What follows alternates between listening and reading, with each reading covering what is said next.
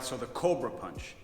Sure, it's got a cool name and all that, but what is it and how do you do it? And is it effective? Today I'm going to show you the Cobra Punch, as we call it at our gym, and how you can start using it in sparring and in fighting effectively and with power. A couple of weeks ago we broke down the Superman Punch and the Superman Jab. The Cobra Punch looks a lot like the Superman Punch, and most people won't be able to tell the difference between them, but today I'm going to break down what the Cobra Punch is, step by step, so you can start using it in sparring and in fighting. So let's get to it. So what is the Cobra Punch?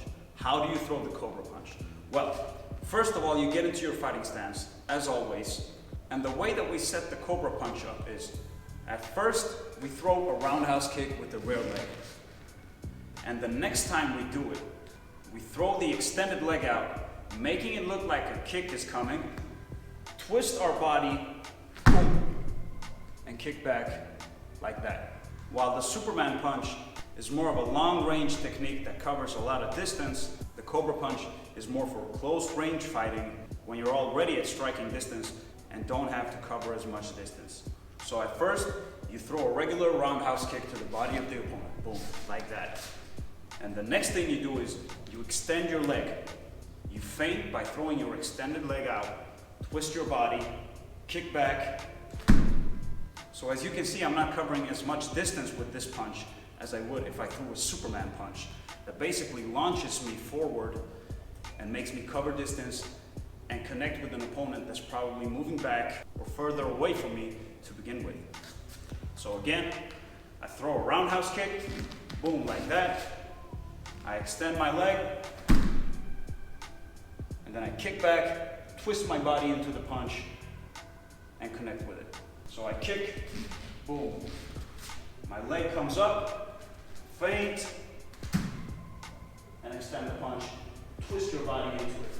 As you kick back, you extend your punch. Boom. Now a lot of you may be thinking, but that's the Superman Punch. But the difference is this. This is a Superman Punch. And this is a Cobra Punch. You see, the distance that I'm covering is not the same. So if I'm standing close to my opponent, I can't really do a Superman Punch. But I can use the same feint, basically the same feint, and still land that surprise right hand. I'm in my fighting stance here. In front of the bag, I throw a rear roundhouse kick to the body. That'll make my opponent respect my kick the next time I feint that I'm going to throw it. After throwing the roundhouse kick, you make it look like the same roundhouse kick is coming again, but then you kick back and then you extend your punch. So instead of throwing the kick, I feint it and I extend the punch as I kick back.